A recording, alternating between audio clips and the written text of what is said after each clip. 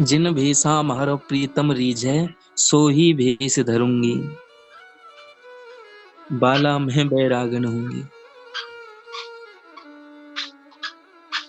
तो हमें कैसे रहना चाहिए? इस पद में लिखा है कि जिन भेषा महर प्रियतम रीझै, सो ही भेष धरूंगी।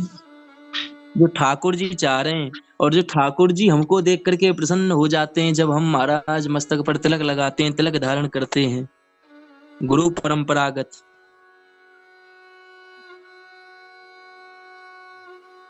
और हम महाराज गुरु परंपरागत ही जब वस्त्र धारण करते हैं, धोती का पहनाव महाराज, ऊपर कुर्ता का या बगलबंदी हो, जैसी भी सुविधा हो, और फिर अपने संपूर्ण भेष में जो ठाकुर जी चाह रहे हैं उस भेष में हम आकर के ठाकुर जी के समक्ष में जाएं, तो ठाकुर जी महाराज मुस्कुराते तो जरूर होंगे। ठाकुर जी को भी इंतजार रहता है कि महाराज आए इस प्रातः सबसे पहले मुझे मेरा भक्त उत्थान कराने के लिए आए ना। उत्थान का मतलब जानते हो? रात्रि को हम शयन करा देते हैं ठाकुर जी को, जब प्रातः का समय होता है तो हम जाते हैं मंदिर में। तो इसका भी एक नियम है, ठाकुर जी को उत्थान कब कराएं। पहले, सबसे पहले आप स्नान करो, स्नान आदि से निर्वस्त्र हो जाओ, और जब स्नान कर लो फिर ठाकुर जी के मंदिर परिसर में जाओ सज धज करके। फिर ठाकुर जी को उत्थान कराओ ब्रह्म बेला में ही, ब्रह्म मुहूर्त में महाराज स्नान आप करो, फिर तुरंत बाद ही अपना तिलक धारण करके मस्तक पर, और फिर पहुंचो मंदिर में। फिर ठाकुर जी को ठाकुर जी से कहो, ठाकुर जी अब तो उत्थान है जाओ, अब तो खड़े है जाओ, बहुत ज्यादा पौड़ लिए हो।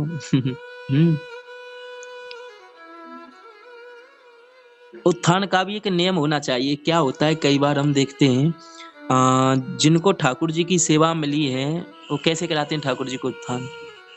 भैया डायरेक्ट आएंगे और अपनी चारपाई को छोड़ करके जो वस्त्रों में रात को सोए हैं उन्हीं वस्त्रों से मंदिर में पहुंच जाते हैं, और जाकर के ठाकुर जी को ये नहीं है कि थोड़ा सा संकेत दे दें कि ठाकुर जी पहले हम आपको संकेत दे रहे हैं, आप जाग जाओ। अब मान के चलो आपके घर में कोई बालक है, आप ही क्यों ना हो, और आप ही को कोई अचानक से उठा दे और कैसे उठाए भी, कैसे आवाज दे करके नहीं, हाथ पकड़ करके और खींच करके बिठा दे सोते हुए को, कैसी हालत होगी आपको, कैसा लगेगा, बता सकता है कोई?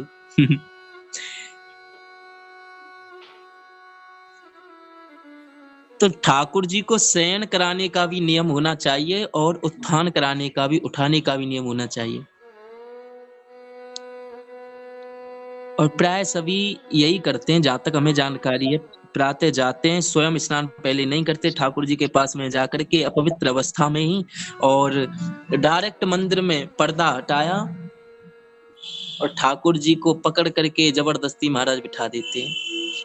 और ठाकुर जी तो वही करेंगे, आपने कल सुना ना, जैसा आप चाह रहे हैं वही करेंगे वो।